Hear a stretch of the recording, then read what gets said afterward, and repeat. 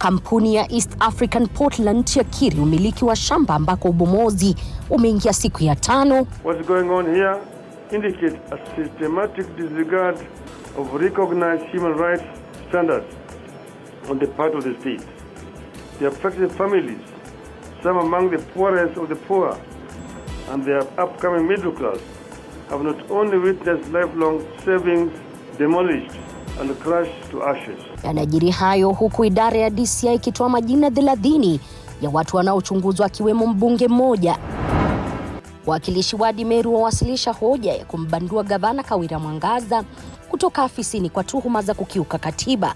Misappropriation and misuse of county resources.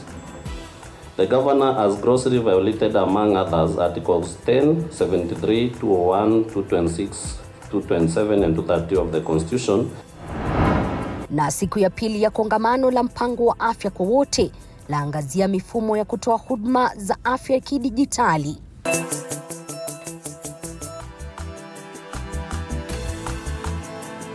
Matumaini yangu kwamba mzima popote pale ulipo, hujambo na karibu katika awamu hii ya Upeo wa TV47, ikiwa ni siku ya 17 ya mwezi wa Oktoba mwaka 2023. Jina langu ni Elizabeth Mtuku. Kwenye meza ya lugha ishara yupo Kadri Simalowe. Unawasiliana nasi kwa 22047, mitandao ya kijamii @TV47 Kenya pale Facebook, na ukurasa wetu wa X. Ukurasa wangu binafsi ukisalia L_Liza. Kauli yako siku zote inakubalika.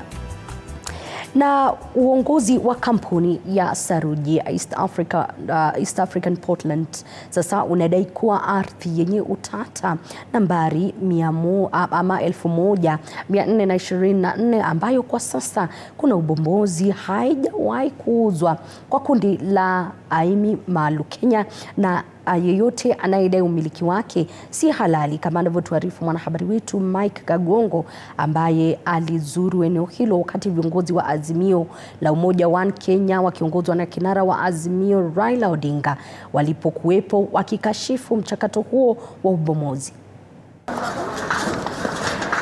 Lawama baada ya lawama. East African Portland Cement owns the land and the titles were fraudulent. Kasash na radhi na tukaona shamba iko na shamba imeandikwa Aimi, na Aimi ndio hao wanatuuzia.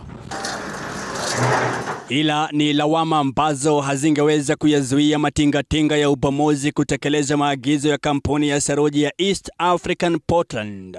Siku ya 5 ya kubomoa na kuzifurusha familia zinazoishi kwenye ardhi ya zaidi ya ekari 4,000 katika eneo bunge la Mavoko. Akizungumza na wanahabari mapema hii leo katika majengo ya kampuni hiyo, mkurugenzi mkuu Richard Mbedhi amesema usimamizi wa EAPCC uliidhinisha zoezi la kufurushwa kwa wakazi, huku serikali ikitekeleza mchakato huo baada ya msururu wa notisi kwa wakazi kutofanikiwa. We ourselves from East African Portland and the government effected the eviction. Usimamizi wa EAPCC umedhibitisha kuhalalishwa kwa uuzaji wa ardhi nambari 8784/144 145 na 653 inayomiliki jumla ya ekari 900 mashariki mwa Athi River. The rest of the land is preserved for other use by the East African Portland Cement. So it is specific. Because we are the owners of the land, it's upon us to make the right decision depending on our strategy and the utilization of the land. So we will not want someone to push us to a corner to do what they want us to do, which is not in line with the dream and the ambition of the company. Kufuatia uuzaji tata wa ardhi hiyo yenye ukubwa wa ekari 4298, mamia ya wakazi sasa wameachwa bila makao baada ya nyumba zao kubomolewa. Viongozi wa Azimio la Umoja wakiongozwa na kinara wa chama cha ODM Raila Odinga, kinara wa Wiper Kalonzo Musyoka na gavana wa kaunti ya Machakos wa Vinya Ndeti walizuiliwa kuingia katika ardhi hiyo yenye utata baada ya ulinzi mkali kuwekwa kwenye barabara kuu ya kuingia. Ombi la Odinga la kuingia ardhi hiyo liliambulia patupu baada ya maafisa wa kitengo cha GSU waliokuwa tayari kutekeleza maagizo yoyote kudinda kuwapa sikio. We want to talk to the country about what is going on here. and you are not allowed to stop us because it is not a government operation. This is not a context between the government. Stop even governor. Mimi si nikubaliwe basi, nikubaliwe niende nione tu watu wangu wako aje. If I refused him as the area MP and you as the and now as you as the governor. Maafisa hao waliagiza msafara wa Azimio kutafuta eneo tofauti la mkutano wao na warudi baada ya wiki moja.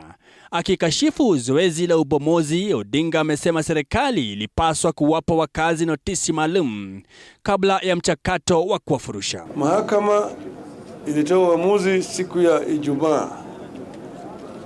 Siku hiyo Ijumaa watu tayari walianza kufanya kubomoa manyumba hapa. Nani alijua ati uamuzi itakuwa namna gani? Walikuwa wameshajua tayari uamuzi itatoka vile ilitoka. Huenda bomoa zaidi zikashuhudiwa katika ardhi nambari 8784 iwapo wakazi walioarifiwa kuondoka hivi majuzi hawatakuwa wameondoka kufikia mwishoni mwa siku 14 zilizopeanwa na kampuni hii. Mike Kagwongo, TV47 kutoka katika eneo bunge la Mavoko, kaunti ya Machakos. Asante sana Mike Kagongo kwa taarifa hiyo. Idara ya DCI imetangaza kupokea taarifa za kuaminiwa kuwa baadhi ya waathiriwa wa kufurushwa na kubomolewa makwao kwenye eneo la Mavoko, kaunti ya Machakos walikuwa wamelagahiwa bila kufahamu, huku akiwataka wafike kwenye kituo cha polisi cha Athi River wakiwa na ushahidi wa malipo. Aidha, DCI yameweka baadhi ya waliokuwa maafisa wa vitengo mbalimbali kufika katika makao makuu ya DCI hapo kesho kusaidia katika uchunguzi wa utapeli huo unaoaminika kulaghai wa Kenya mamilioni ya pesa.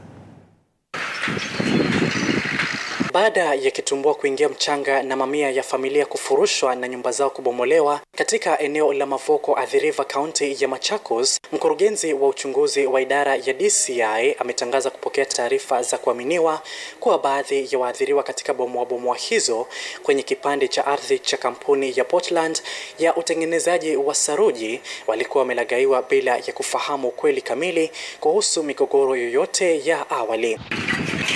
Taarifa yake kwa vyombo vya habari imebaini njama ya utapeli wa ardhi na kuorodhesha watu wasiopungua 30 wanaohitajika kufika katika ofisi ya afisa mkuu wa kitengo cha uchunguzi wa ulaghai wa ardhi katika makao makuu ya DCI hapo kesho ili kuandikisha taarifa zitakazosaidia katika uchunguzi wa ulaghai uliofanyika. Orodha hiyo imejumuisha waliokuwa maafisa wafawidhi wa kitengo cha polisi yani OCPD katika eneo la Mavoko, waliokuwa askari wa upelelezi wa makosa ya jinai katika eneo hilo, chifu wa Mavoko na msajili wa ardhi Charles Kipkirui Ngetich, SC Njoroge na Jiji Gashihi. Waathiriwa wa utapeli huo pia wameelekezwa kufika katika kituo cha polisi cha Athi River wakiwa na ushahidi wao. DCI amewataka wafike na ushahidi wao ikiwemo ushahidi wa malipo kwa wahusika waliouza shamba hilo ili kufuatilia haki za watoto, wanawake na wanaume ambao wamesalia bila makazi kufuatia agizo la kufurushwa kutoka ardhi hiyo iliyojaa utata. Paul Munir, runinga TV47. Na kwa mara nyingine uongozi wa gavana wa Meru Kawira Mwangaza unakumbwa na misukosuko miezi 10 baada ya bunge la seneti kumwokoa baada ya wawakilishi wadi kupiga kura ya kumwondoa afisini kwa makosa kadhaa. Kwa mara hii wawakilishi wadi wakiorodhesha makosa 7 yakiwemo ubadhirifu wa matumizi mabaya ya pesa za kaunti, upendeleo na ukosefu wa maadili, kuwapa dada zake majukumu ya kidiplomasia kati ya ziara ya nchini Uchina, uonevu, kuwadhalilisha na kuwatukana viongozi wa Meru. Meru representing Nyaki Westport and the chairperson of Speaker Sir. Kwa mara nyingine tena wawakilishi wa wadi wa kaunti ya Meru wamedai kuwa wameghadhabishwa na uongozi wa gavana Kawira Mwangaza na kuanza mchakato wa kumng'atua mamlakani. Hoja ya kubanduliwa kwake imewasilishwa na kiongozi walio wengi Evans Mawira ambaye pia ni mwakilishi wa wadi ya Mitunguu. Wakilishi wadi hao wakitoa sababu 7 za kumng'atua mamlakani. kwa mara ya pili. Kulingana na hoja hiyo, Gavana Kawira amekwenda kinyume na sheria, ikiwemo ubadhirifu wa mali ya umma na matumizi mabaya ya rasilimali, ambapo wanasema kuwa gavana amekiuka sheria kipengee cha 10, 73, 201, 226 na kifungu cha 35 kuhusu uongozi, huku akidai gavana huyo alifuja pesa kupitia jamaa zake kwa kuwapa kandarasi ilhali ni kinyume na sheria. Pia wakilishi wadi wanasema gavana alituma jamaa zake kukagua mashini za kutibu kansa Uchina na kuwapa kandarasi jamaa zake ilhali alifahamu fika kwamba wao hawajahitimu kiwango cha udaktari, na kumpa kazi Edwin Mutuma, mpwa wake mume wa gavana, kusimamia huduma za vijana kaunti ya Meru. Aidha, gavana analaumiwa kwa kuwapa majukumu ya kidiplomasia Miriam Gwantai na Rose Gwantai, dada zake. Pia wakilishi wadi wamemshutumu gavana kwa kumshambulia naibu gavana katika kundi la WhatsApp na pia kuondoa bajeti katika shughuli za ofisi ya naibu gavana na kuvamia ofisi za naibu gavana kwa kutumia nguvu. Isitoshe, wakilishi wadi wanasisitiza kwamba gavana alimteua Kenneth Mwiti kama mkurugenzi na kuwapiga kalamu Daktari Ntioti, mkurugenzi wa bodi ya ukusanyaji mapato, na pia kuwalipa wafanyakazi 16 wa kufanya usafi. Wanasema gavana amekwenda kinyume na katiba. Madai mengine ni ikiwemo kudharau mahakama kwa kukosa kuheshimu amri waliotoa na pia kutaja barabara moja eneo hilo jina la mumewe. Mbali na hayo, wakilishi wadi wanasikilia kwamba gavana Mwangaza alidinda kujiwasilisha mbele ya bunge na kudinda kuwasilisha stakabadhi muhimu kuhusu matumizi ya fedha katika kaunti hiyo. Hii ikiwa ni jaribio la pili la kutaka kumng'atua mamlakani gavana Mwangaza. Ni suala la kusubiriwa iwapo seneti itakubaliana na madai hayo ambayo yamewasilishwa. We had an impeachment motion, that is last year. They went, what they are saying, that they bribed a certain judge with 3 million to put a halt on the process that we intended to start. So we are begging the courts, that is the judiciary, kindly, since we are enjoying powers equivalent to one another, kindly keep off issues of Meru County Assembly as at now. Paul Kirobi, TV47. Thank you. Asante sana Paul Kirobi kwa taarifa hiyo. Serikali ikiongozwa na waziri wa afya Susan Nakhumicha imepigia upato mswada wa dijitali, mswada ambao unapaniwa kuboresha utoaji wa huduma za afya kuanzia kuchukua data za wagonjwa hadi kulindwa kwa mujibu wa sheria. Swala hili likiangaziwa pakubwa siku ya pili kujadili utoaji wa huduma za afya kwa wote. Moige William na mengi zaidi. Washikadau katika sekta ya afya walijumuika katika uwanja wa Kapkatet, kaunti ya Kericho, kwa siku ya pili kuangazia mpango wa huduma za afya kwa wote. Swala kuu likiwa afya dijitali, ambapo wizara ya afya ilitoa wito kwa bunge la kitaifa kuunga mkono mswada unaonuia kufanikisha huduma za afya kwa njia ya kidijitali. Hatua hii inafuatia kutayarishwa na baraza la mawaziri kuidhinisha mswada huu. That is going to be a game changer. It is going to be our springboard in terms of what we want to do to ensure that we have full traceability, full visibility in what we do in healthcare. Mswada huu ukikusudiwa kurahisisha na kuboresha utekelezaji wa huduma za afya kwa wote kwa kuangazia utaratibu bora, kulinda na kuhifadhi data muhimu za Wakenya. Many often we have not met expectations on many fronts of healthcare. And it is because we have been relying on either no data or inaccurate data or outdated data. The interplay between healthcare and digital economy is becoming increasingly important. Kando na mswada wa afya dijitali ambao unapigia upato kuleta mageuzi katika sekta ya afya nchini, wizara ya afya imetayarisha miswada mingineyo ikiwemo mswada wa bima ya afya msingi na zinginezo. The marriage of technology and healthcare in the form of digital health innovation has paved way for a remarkable progress in patient care. We have an ambitious target to ensure that we have an interoperable system to create a health digital superhighway. Siku ya pili kitamatika katika kujadili afya kwa wote. Washikadau wanatarajiwa kujadili utendakazi katika sekta ya afya siku ya tatu. Moige William, uwanja wa Kapkatet, kaunti ya Kericho. Tukisalia katika swala hilo, kutoka kwa wanahabari wetu walio katika kaunti ya Kericho ni kuwa Wizara ya Afya inaendelea kujizatiti kuhakikisha kuwa imekumbatia mfumo wa tofauti wa dijitali katika harakati ya serikali ya kufanikisha mradi wa afya kwa wote UHC. Masuluhisho mbalimbali yameridhishwa katika maonyesho kwenye uwanja wa Kapkatet huko Kericho, yanayoonyesha hatua ambazo serikali za afya zimepiga. Mwanahabari wetu Sheila Chelangat ana uketo wa habari hiyo.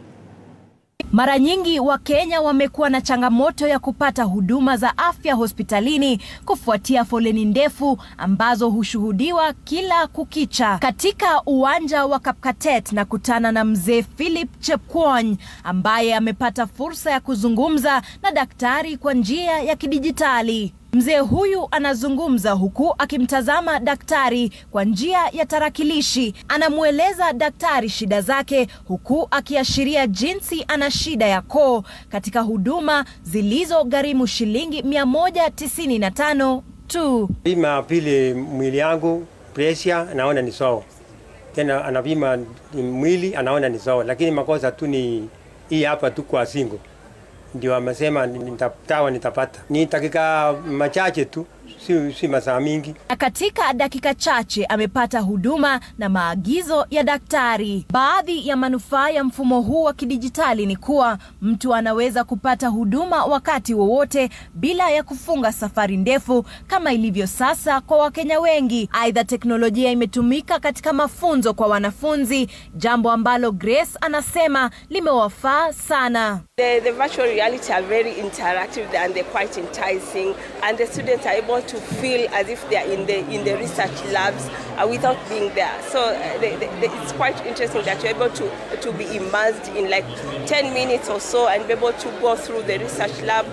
So students really love the virtual realities. Kupitia kifaa hiki wanafunzi wanapata kujionea yanayoendelea katika maabara tofauti bila kufika huko. Reality is a very good tool to use. It's quite immersive, fun and very interesting.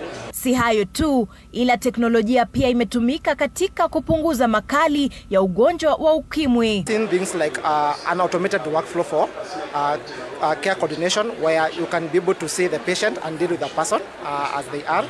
Number two, we have also been seeing that for now, implementers and also regulatory bodies and also people like NASCOP are able to get their reports in an automated way and in a standard way as they want to see. 3-tier test is that we are going to confirm again with an A2 or A3 test that is very specific. And therefore it means what? It means that we are going to give correctly diagnose accurately and give correct result for start intervention. So you'll be able to detect early and start treatment early. Shikadau hawa wakisema kuwa itakuwa bora wakipata usaidizi wa kifedha ili waweze kutimiza wajibu wao Kenya inapolenga mpango wa afya kwa wote. Sheila Chelangat, runinga ya TV47, Kapkatet, Kericho. Namna bunge la kitaifa limepitisha hoja kuiongezea muda wa siku 30 kamati ya maridhiano ili kufanikisha juhudi zake katika mazungumzo yanayoendelea kati ya wakilishi wa Rais William Ruto na kinara wa Azimio Raila Odinga. Hii ni baada ya viongozi wa wengi na wale wachache Kimani Ichung'wah na Upeo Wandayi kuomba muda zaidi ili kamati hiyo iweze kukamilisha shughuli zake. Hata hivyo, Ichung'wah alihisi bunge kupitisha ama kuipa muda kamati hiyo na vilevile kamati hiyo kuipa bajeti, akisema kuwa bajeti ya wasamaria wema imekatika. Matters to do with dialogue and negotiations are indeed lengthy and delicate, and we do not want to rush into this. So, and especially even to also allow our technical teams to guide the committee in terms of the constitutional provisions and legal provisions, and even be able to come up with draft legislative interventions. Therefore, Honorable Speaker, we realize that we may not be able to complete that within the time that is left. And Honorable Speaker, as we resume the negotiations next week, that would only leave us with about 5 days next week, as the days would have lapsed on Saturday 28th. This committee, its establishment and proceedings have had the effect of calming the country. And the country has been able to move as a unit, Mr. Speaker, insofar as these talks are concerned. The Houses of Parliament resolved to extend the mandate of the National Dialogue Committee by a further 30 days from 28 October 2023, and consequently the committee shall be required to report to the leadership of Kenya Kwanza and Azimio coalitions on or before 26 November 2023 and thereafter submit its report to Parliament. As members of that opinion say aye. Aye. Will those of the contrary opinion say nay? The ayes have it. Namna wakazi kutoka magharibi mwa Kenya wamepata nafasi ya kipekee kutangamana na watangazaji wa Radio 47, kituo ambacho kinakuwa kwa kasi zaidi nchini, katika msafara ulioanzia mjini Kakamega na baadaye kuelekea kaunti jirani ya Bungoma. Msafara huo ulivutia umati wa watu, huku mashabiki wakituzwa tisheti, kofia na pesa taslim, kama anavyotuarifu mwanahabari wetu Violet Auma. Msafara wa Radio 47 uliwasili magharibi ya taifa kwa kishindo.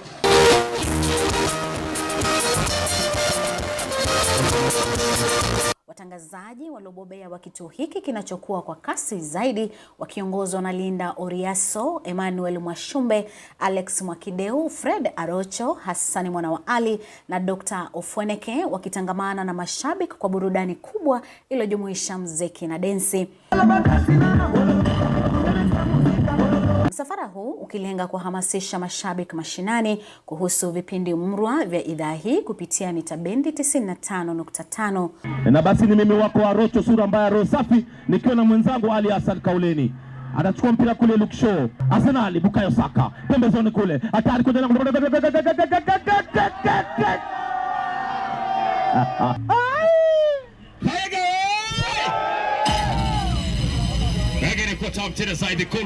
They call me Manuel Mwashumbe. Manicho naosikia 200 na Mbaru. Baada ya pale namsikia pia Dr. Ofweneke, ingawaja leo hamjatuletea mama taifa. Msafara huu ulipita maeneo ya Kakamega mjini, Kaega, Lubao, Malava na baadaye kwenye kaunti ya Bungoma. Our fans in Kakamega, the love they have shown us is amazing. The reception has been out of this world. Waendelee kusikiliza 95.5, vipindi bomba, watangazaji wenye haiba, na kwamba tunawajali, tunapenda tukisonga mbele tukiwa pamoja. Tunapanga msafara wa kutembea kote nchini Kenya kwa sababu tunapatikana kote nchini Kenya. Msafara huo utaelekea jijini Kisumu hapo kesho kabla ya kutangamana na mashabiki wa radio na TV47 katika kaunti za Kisii na Kericho siku ya Alhamisi na Ijumaa mtawalia. Radio 47. Violet Auma, TV47, Kakamega. Waziri wa usalama wa ndani Profesa Kithure Kindiki ametoa orodha ya washukiwa wa ugaidi 36 ambao wamehusika na visa vya ugaidi katika kaunti ya Lamu, eneo la Laboni. Waziri Kindiki alitoa picha za magaidi hao wote pamoja na majina yao. Kulingana na Waziri Kindiki, ni kwa washukiwa hao ndio wamehusika pakubwa na kuweka vizuizi na vile vilipuzi barabarani.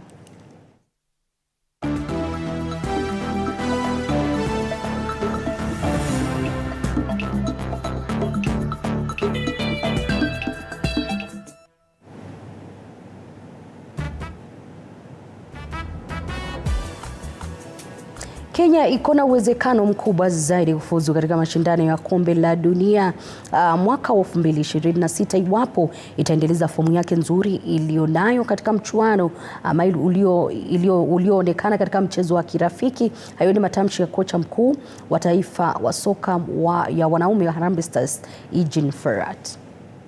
Very important for us. Like I said, these games Kenya never played before, this kind of teams. First, they cannot organize. Second, they would be also afraid. But we are not. And I know that many people expected in these games that we get 5, 6, whatever. And I'm happy that we disappoint these people and show that we are on a good way also to compete with other big teams. So, and I hope that we can take all this on our way to the World Cup qualifiers and also for the AFCON qualifiers. First time, first of all, that Kenya plays against a European team. And then against a big country and big football country with a big history.